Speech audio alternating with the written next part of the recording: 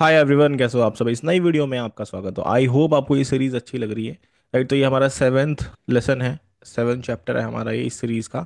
इसमें हम 31 से लेके 35 तक के रूल कवर करेंगे। राइट, तो इसमें हम 50 इंग्लिश ग्रामर के रूल्स कवर कर रहे हैं, वो भी 100 मिनट के अंदर। चलो मैं इसको सेशन को स्टार्ट करते हैं। आज का सेशन बहुत ज़्यादा ज़रूरी होने वाला है क्योंकि आज के रूल्स बहुत ज़्यादा ज़रूरी हैं और काफ़ी इंपॉर्टेंट भी हैं। राइट, चलो स्टार्ट करते हैं इसको।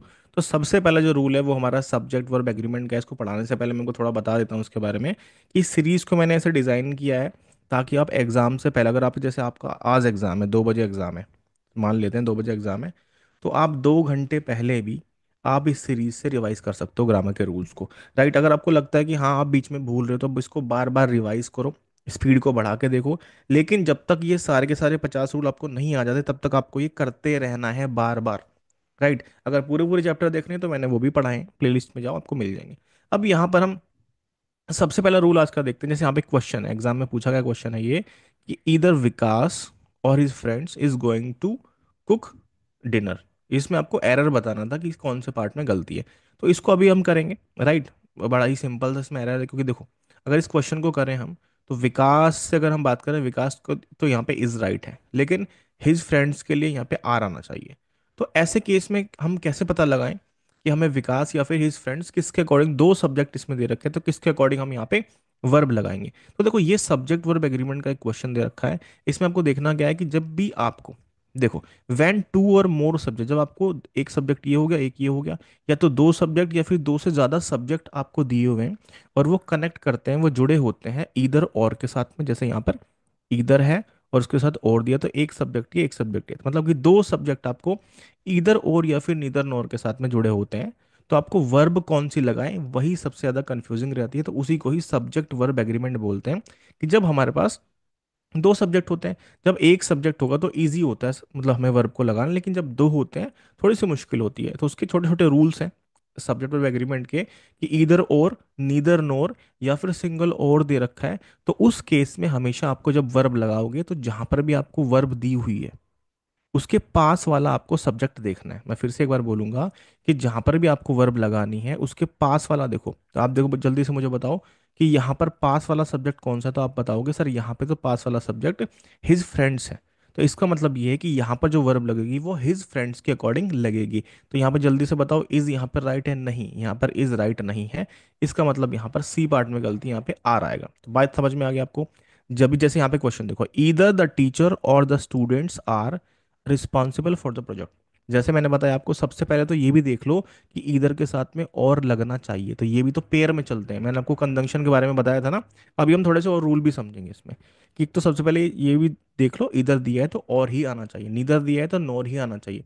उसके बाद इस रूल को देखो कि यहाँ पर जब आपको दो सब्जेक्ट दिए हैं, द मैनेजर और द एम्प्लॉयज, तो हमें पता है जब हमें यहाँ पर भी वर्ब लगानी है उसके अकॉर्डिंग आप देखोगे जो हमारा पास वाला हुआ, मतलब जैसे कि आप आर जहाँ पे लिखा है, इज और आर हमें देखना है, तो उसके पास वाला कौन सा सब्जेक्ट है? ये सब्जेक्ट है, तो ये प्लूरल दिया है तो यहाँ पे आर बिल्कुल ठीक है।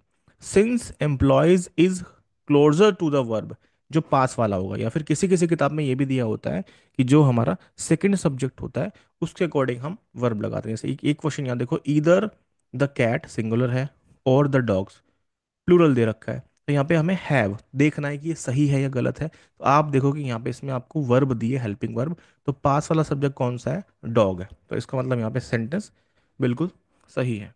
राइट, चलो। अब यहाँ पर जैसे मैंने आपको बोला कि either Vikas or his friends is going to cook dinner, तो ये मैंने आपको बता दिया। जैसे यहाँ पे सब्जेक्ट नंबर 1 है, सब्जेक्ट नंबर 2 है, यहाँ पे हमें वर्ब लगानी है, तो हम देखेंगे कि पास वाला सब्जेक्ट कौन सा था, इसके अकॉर्डिंग हमने यहाँ पे वर्ब लगाई। इसी तरीके से आप इन क्वेश्चन को भी करके देखो। जैसे एक क्वेश्चन यहाँ पे कर लेते हैं कि neither the teachers subject number 1, the student subject number 2, हमें यहाँ पे वर्ब लगानी, तो आप देखो कौन सा पास में स्टूडेंट, तो स्टूडेंट सिंगुलर है तो यहाँ पे क्या आएगा? हैज़ आ जाएगा। इसी तरह से neither the engineers not the technician, तो हमें यहाँ पे वर्ब लगानी है, हम देखेंगे पास वाला कौन सा है? टेक्नीशियन है। राइट, तो ये सिंगुलर है तो इसमें वाज आना चाहिए। तो आई होप आपको समझ में आया होगा, सिंपल सा रूल था। आगे बढ़ते हैं क्वेश्चन नंबर 32 की तरफ। और अगला रूल भी हमारा सब्जेक्ट वर्ब एग्रीमेंट से मैंने लिया है क्योंकि इससे काफी सारे क्वेश्चंस देखने को मिलते हैं।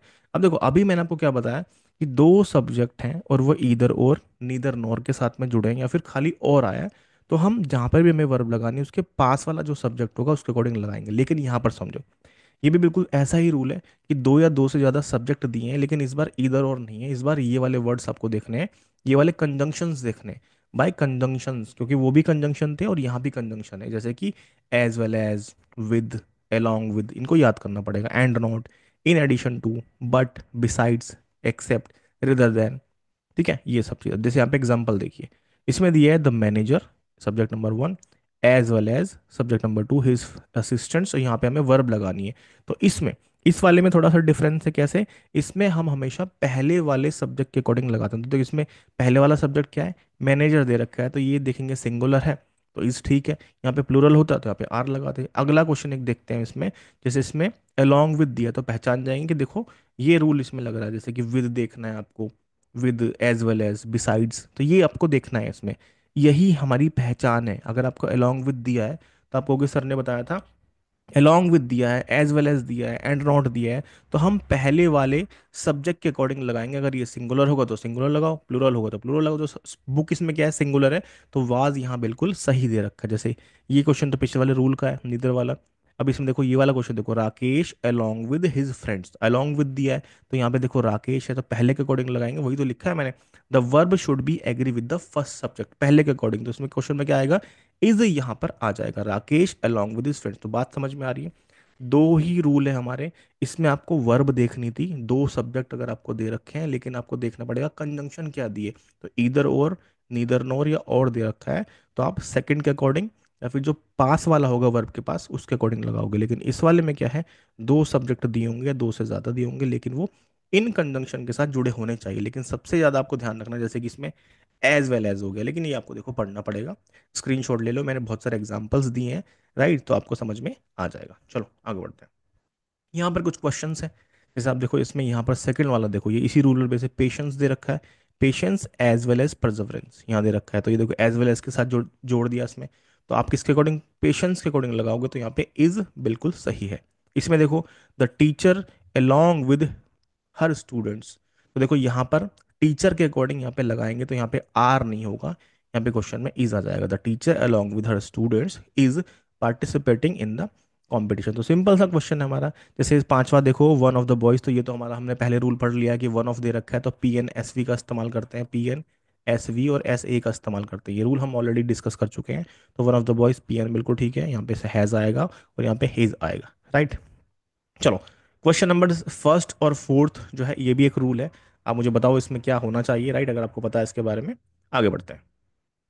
क्वेश्चन नंबर 33, यहाँ पर मैं आपको थोड़ा सा इसके बारे में बताऊंगा कि जो कंजंक्शन होते हैं, जो कंजंक्शन होते हैं उनका काम क्या होता है सेंटेंस के अंदर। जैसे कि यहाँ पे एक क्वेश्चन लिखा है, जॉन लाइक्स टू स्विम, जो उनको स्विम करना पसंद है, but he doesn't like to dive, कूदना पसंद नहीं है। तो देखो यहाँ पे समझो, तो बट दे रखा है, तो बट ने क्या किया, मतलब जो कंजंक्शन का काम क्या होता है कि दो सेंटेंस को जोड़ना, दो क्लोजेस को जोड़ना, दो वर्ड्स को जोड़ना। जैसे अगर मैं कहूँ एंड भी एक कंजंक्शन होता है, तो दो आप देखोगे कंजंक्शन का काम क्या है, जोड़ने का काम करना। जैसे कि दो, आपने रेलगाड़ी देखी होगी ना, और ट्रेन देखी होगी, तो आप वो जो यहाँ पर एक ये बोगी दे रखी है आपको, फिर एक बोगी हो तो वो कनेक्ट करती है ऐसे एक रोप के साथ में, एक लोहे की चेन होती है। तो हम कह सकते हैं वही काम करता है कंजंक्शन की, भाई दो सेंटेंस को, दो वर्ड्स को, दो क्लोजेस को जोड़ने का जो काम है वो कंजंक्शन का होता है। कंजंक्शन हमारे तीन तरह के होते हैं, एक कोऑर्डिनेट होता है, सबऑर्डिनेट होता है, कोरिलेटिव होता है। ये तीन ही तरह के होते हैं, इनको पहचानना बड़ा आसान है, क्योंकि जो कोऑर्डिनेटिंग कंजंक्शंस होते हैं वो केवल सात होते हैं, वो होते हैं सात। फैन बॉयज, फैन बॉयज आप इसको समझोगे, इस एफ का मतलब यहाँ पे क्या है, फोर है। ए का मतलब एंड है, एन का मतलब नोर है।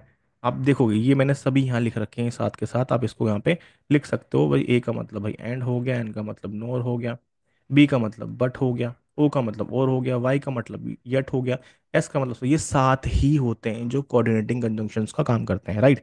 These conjunctions are used to connect two or more items to equal importance. जो एक जैसी इंपोर्टेंस के होते हैं, वो थोड़ा डीप में हो जाएगा, लेकिन हमें यहाँ पे केवल समझना है। फिर उसके बाद जो तीसरा होता है हमारा को रिलेटिव कंजंक्शन, मैंने ऑलरेडी इसको बता रखा है आपको कि जो हमारे पेयर में चलते हैं, जैसे कि बोथ एंड, इधर और। अभी हमने इधर और का रूल भी समझा था, इसका मतलब वो भी कंजंक्शन है वहां पे, राइट? वहां पर रूल अलग था, लेकिन हमें ये भी पता होना चाहिए कि ईदर और, नीदर नोर, ये हमारे कंजंक्शन होते हैं, लेकिन जो पेयर में चलते हैं, एक साथ जोड़े में चलते हैं, वो हमारे होते हैं को रिलेटिव कंजंक्शंस। अब बचे क्या? सारे के सारे सब ऑर्डिनेट कंजंक्शंस। तो वो बहुत सारे होते हैं, जैसे आफ्टर, मतलब ऑल दो, because, before, if, since, unless, until. Unless until ध्यान रखना काफ़ी ज़्यादा इंपॉर्टेंट है।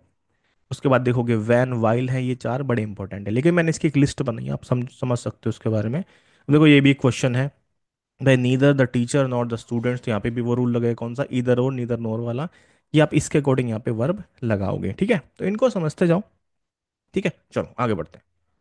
ये यहाँ पर मैंने एक लिस्ट बनाई है सब ऑर्डिनेट कंजंक्शंस की। 50 से ज़्यादा मैंने, मतलब यहाँ पर मैंने एक 50 की लिस्ट बनाई है ताकि आप समझ पाओगे। लेकिन भाई सात तो हमारे कोऑर्डिनेट होते हैं, कोरिलेटिव हमारे पेयर में चलते हैं, जो बचे फिर क्या, वो सब के सब हमारे सब ऑर्डिनेट में हो जाएंगे। अब देखो यहाँ पे समझो, एक सिंपल सा रूल समझो। यहाँ पर अगर लेस्ट दे रखा है, लेस्ट, लेस्ट दिया है, जो लेस्ट होता है वो हमेशा अपने साथ में शुड लेके चलता है। जैसे जो मैंने आपको क्या बताया, पेयर वाले जो होते हैं, तो ध्यान रखना, लेस्ट जब दिया होगा आपको तो हमेशा उसके साथ में शुड इस्तेमाल करना है, ना तो विल आएगा ना ही वुड आएगा, ओनली शुड का इस्तेमाल करेंगे। अब लेस्ट का काम क्या होता है? भाई लेस्ट का काम क्या होता है? तो लेस्ट का जो तीन तरह से हम इस्तेमाल करते हैं। लेस्ट जो होता है वो क्या एक्सप्रेस करता है?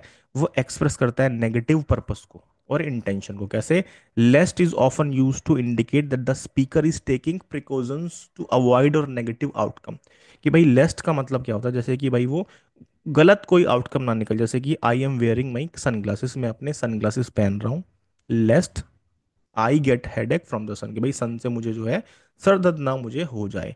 तो वो क्या है, आउटकम क्या है, नेगेटिव आउटकम ना निकले, तो हम लेस्ट का इस्तेमाल करते हैं। लेस्ट का इस्तेमाल जो होता है वो हाइपोथेटिकल सिचुएशन में भी करते हैं। अभी हाइपोथेटिकल क्या होता है, इसका मैंने आपको एक रूल भी बताया था कि भाई जैसे कि इफ आई वर्दी प्रिंसिपल ऑफ द स्कूल, अगर मैं प्रिंसिपल होता, अगर मैं सुपरमैन होता, तो ये हाइपोथेटिकल सिचुएशंस होती है कि ऐसा हुआ नहीं, काश ऐसा होता। तो उस केस में भी हम लेस्ट का इस्तेमाल करते हैं। लेकिन आपको ध्यान क्या रखना है? ध्यान ये रखना है कि जब भी कभी आपको लेस्ट दिया होगा और कोई भी आपको यहाँ पर विल दिया है, वुड दिया, तो नहीं, शुड का इस्तेमाल आपको करना ही करना होगा। राइट। और उसके बाद तीसरा, use lest in a dependent clause. अब भाई ये डिपेंडेंट और इंडिपेंडेंट क्लोज क्या होती है, ये थोड़ा सा आपको समझना पड़ेगा। क्लोज क्या होती है? ये सेंटेंस की तरह ही होती है। क्लोज में बेसिकली कंपलसरी क्या होता है? सब्जेक्ट और वर्ब का होना। इंडिपेंडेंट क्लोज वो होती है जिसको पढ़ के आपको पूरा पूरा एक मीनिंग पता चल जाए। लेकिन डिपेंडेंट क्लोज क्या होती है? जिसमें आपको वो अधूरी चीज मिल जाए कि भाई अधूरा है। तो ध्यान रखो, जितने भी हमारे जो सबऑर्डिनेट कंजंक्शंस होते हैं वो हमेशा डिपेंडेंट क्लोज के साथ में इस्तेमाल होते हैं। ठीक है, चलो इसके बारे में थोड़ा, बस इसमें आपको ध्यान क्या रखना है, लेस्ट दे रखा है तो शुड का इस्तेमाल आपको करना है, शुड ध्यान रखना। ठीक है, 34 देखते हैं। अब देखो यहाँ पर देखो इसको, इसमें अलग से रूल एक बता देता हूँ। जैसे कि आपको डाउट और डाउटफुल, ये दो वर्ड आपको ध्यान रखने हैं, डाउट और डाउटफुल। थोड़ी सी ये वीडियो लंबी हो जाएगी, लेकिन समझाना है। अब ऐसा तो है नहीं कि मुझे पढ़ इसको खाली रीड रीड करना है, आपको समझाना भी होता है। देखो इसमें ध्यान से समझो। अब डाउट और डाउटफुल के केस में तो इफ अफर्मेटिव सेंटेंस, अब देखो सेंटेंस हमारी कई तरह के होते हैं। एक हमारा अफर्मेटिव होता है, अफर्मेटिव, ठीक है। नेगेटिव होता है हमारा, उसको हम असर्टिव भी बोलते हैं, दोनों को मिला के। एक हमारा इंटरोगेटिव होता है। तो मैं इसी की बात कर रहा हूँ, जब सेंटेंस में आपको क्या दिया हो, डाउट और डाउटफुल आपको दे रखा हो, जैसे कि डाउट दिया है और डाउटफुल दे रखा है यहाँ पे। तो उस केस में अगर सेंटेंस हमारा क्या दिया है, सेंटेंस हमारा दिया होगा यहाँ पर अफर्मेटिव। जैसे अफर्मेटिव सेंटेंस है, देखो इसमें क्या दिया है, do you doubt she is not, तो इसमें नेगेटिव दे दिया। ये आपको इंटेरोगेटिव सेंटेंस दे रखा है। और अफर्मेटिव सेंटेंस क्या होता है, लास्ट में आपको कोई क्वेश्चन मार्क नहीं दिया होगा, फुल स्टॉप से क्वेश्चन हमारा एंड होगा। देखो इफ, तो ये हमारे तीन, ये भी सेकंड भी, थर्ड भी और फोर्थ भी हमारे अफर्मेटिव सेंटेंस हमें दे रखे हैं। ठीक है, तो इस केस में जब डाउट दिया होगा तो हमेशा इफ का इस्तेमाल करते हैं। जब डाउट दिया होगा तो या तो इफ लगाओ या फिर वेदर। ध्यान रखो, डाउट के साथ में, ये मैंने ऊपर लिखा भी यहाँ पे, डाउट और doubtful are followed by if और वेदर का आपको इस्तेमाल करना है, कंपलसरी है। ठीक है, डाउट और डाउटफुल होगा तो। लेकिन जब नेगेटिव और इंटेरोगेटिव होगा तो अगर डाउट और डाउटफुल दे रखे तो उसके बाद में दैट का इस्तेमाल करेंगे। देखो छोटी छोटी बातें होती हैं, वो आपको ध्यान रखनी है कि भाई ईदर के साथ और लगाएंगे, नीदर के साथ नॉर लगाएंगे, लेस्ट के साथ में शुड का इस्तेमाल करेंगे। ये बातें भी आपको पता होनी चाहिए। लेकिन ये भी पता हो कि भाई लेस्ट का मतलब क्या होता है, लेस्ट कब इस्तेमाल करते हैं ये। ये हमने समझ लिया कि भाई अफर्मेटिव है तो इफ और वेदर लगाओ डाउट और डाउटफुल के लिए, लेकिन नेगेटिव इंटेरोगेटिव केस में आपको दैट का इस्तेमाल करना है। ठीक है, दैट हम एक जगह और लगाते हैं। डाउट और डाउटफुल अगर नेगेटिव इंटेरोगेटिव है तो दैट तो लगा ही रहे हैं, लेकिन एक केस और होता है, ये भी आप ध्यान से समझोगे, जैसे कि इसमें द रीज़न, किसी क्वेश्चन में द रीज़न लिखा हो या फिर लिखा हो the reason why, the reason why, तब भी आपको दैट का इस्तेमाल करना है, लेकिन वहाँ पे क्वेश्चन में गलत करने के लिए बिकॉज दे रखा होगा, because of, due to, owing to, तो वो होगा गलत, आपको दैट का इस्तेमाल करना है। देखो मैं इसके भी क्वेश्चन भी आपको कराने वाला हूँ, ठीक है। चलो आगे बढ़ते हैं। अब भाई इसके बारे में समझ लो, जैसे कि जो इफ़ होता है और जो वेदर होता है, अभी मैंने बताया ना कि भाई इफ़ और वेदर का इस्तेमाल करोगे, अभी जस्ट हमने एक रूल समझा है कि भाई डाउट और डाउटफुल दिया होगा, डाउट और डाउटफुल दिया होगा तो हम इफ़ या वेदर का इस्तेमाल करेंगे, ये तो एक चीज़ होगी। लेकिन आपको ये भी तो पता हो भाई इफ़ और वेदर होते क्या है, तो अभी मैंने 50 की लिस्ट बताई थी और ये बताया था इफ़ और जो वेदर होते हैं हमारे वो सब ऑर्डिनेट कंजंक्शंस होते हैं। देखो यहाँ पे समझो, सब ऑर्डिनेट कंजंक्शन जो होते हैं वो क्या करते हैं, वो इंडिपेंडेंट क्लोज को, वो जो इंडिपेंडेंट क्लोज है, इंडिपेंडेंट क्लोज को नहीं करते हैं, वो डिपेंडेंट क्लोज को करते हैं। ध्यान से समझो, उसमें डिपेंडेंट क्लोज को जोड़ने में हमेशा हम एक डिपेंडेंट जो होता है, जो सबऑर्डिनेट क्लोज होता है, उसका इस्तेमाल करते हैं। मैं फिर से आपको बता रहा हूँ, ध्यान से समझो। इफ और जो वेदर है वो हमारे सब ऑर्डिनेट कंजंक्शंस होते हैं। मैं एक बार फिर से बताता हूँ, शायद मैं थोड़ा सा बीच में गलत आपको बता दिया पढ़ते समय, एक बार दोबारा बताता हूँ, फिर से सुनिए, देखो उसको। इफ और वेदर, डाउट और डाउटफुल के लिए मैंने बताया आपको।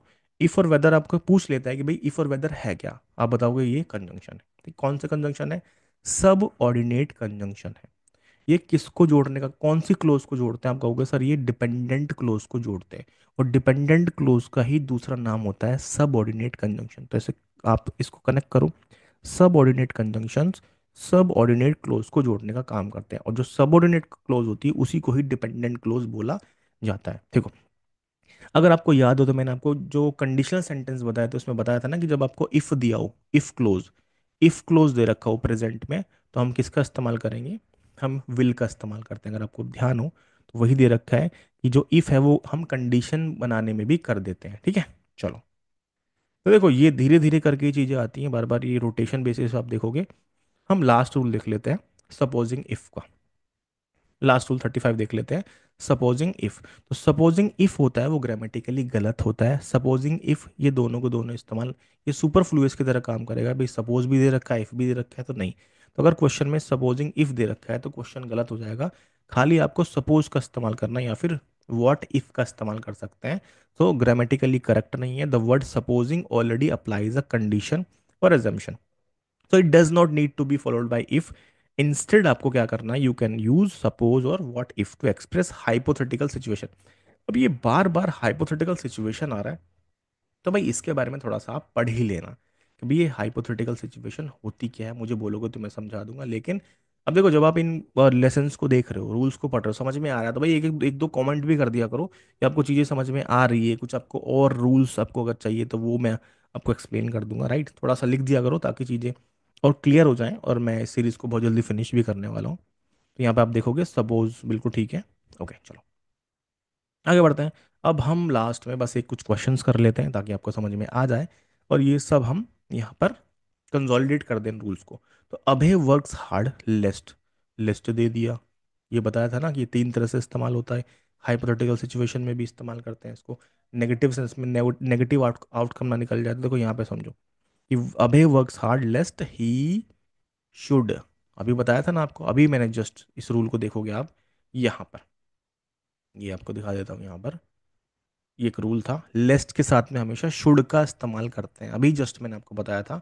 ये ध्यान रखो, शुड का इस्तेमाल करेंगे, वरना कोई भी हमारी जो मॉडल्स वर्ब होगी उसका इस्तेमाल आप नहीं करोगे। ठीक है, चलो थोड़ा सा लंबा लेक्चर हो गया लेकिन बताना ज़रूरी था। ओके, तो पहले वाले इसमें गलती क्या है कि आपको जब लिस्ट दे रखा है तो आपको यहाँ पर शुड का इस्तेमाल करना, ही शुड फेल। अब स्कारसली वाला ये रूल कहाँ से बीच में आ गया, चलो कोई नहीं। ये रूल मैंने आपको ऑलरेडी पहले ही, शायद पहले वाले लेक्चर में बताया था मैंने उसको, कि स्कारसली दिया होगा तो तीन बातों का ध्यान रखना है कि आप पार्टनर देखो, यहाँ पर यही गलती है, वैन का इस्तेमाल करते हैं स्कारसली के लिए। फिर इन्वर्जन ठीक है, हेड के साथ थर्ड फॉर्म दी है तो ये बिल्कुल ठीक है। यहाँ पे क्वेश्चन में सी पार्ट में गलती थी, बी पार्ट में गलती है, अभी ये बी होगा, ये सी है, ये डी है। ठीक है, तो यहाँ पे देन नहीं वैन का इस्तेमाल करेंगे। अब आगे समझो, द रीजन, अभी क्वेश्चन बताया था ना एक, the reason he is sad is because he fail in examination. तो रीज़न मैंने अभी क्या बताया था, जब क्वेश्चन में आपको रीज़न या फिर रीज़न वाई दे रखा हो, रीज़न वाई दे रखा हो, तो आपको बिकॉज का इस्तेमाल करना नहीं है, आपको दैट का इस्तेमाल करना। अभी जस्ट मैंने आपको बताया था इसके बारे में, जैसे जब वो मैं आपको डाउट और डाउटफुल वाला क्वेश्चन करा रहा था, ठीक है। सपोजिंग इफ दे रखा है, जल्दी से बताओ इसमें क्या हम सपोजिंग इफ इस्तेमाल कर सकते हैं, अभी मैंने आपको बताया। आई होप आपको लेक्चर्स पसंद आ रहे होंगे, ठीक है। तो मैं कोशिश कर रहा हूँ कि आपको जल्दी से जल्दी लेक्चर्स को पूरा करूँ, और मैं 2 से 3 दिन में इस पूरी सीरीज़ को ख़त्म कर दूंगा। लगभग हमारे अब 35 रूल हो चुके हैं, ठीक है। उसके बाद 40, 45, फिर हमारे 50 हो जाएंगी। आई होप आपको चीज़ें पसंद आ रही हैं, ठीक है। कमेंट करो कैसा लग रहा है ये सीरीज़ आपको, और इसको ज़्यादा से ज़्यादा देखो, इसको भूल जाते हो दोबारा देखो, स्पीड में बढ़ा कर देखो, लेकिन सारे ये सारे रूल्स आपको आने ही चाहिए, ठीक है। चलो मिलते हैं अगली क्लास में। Thank you for watching this. जय हिंद। Good bye.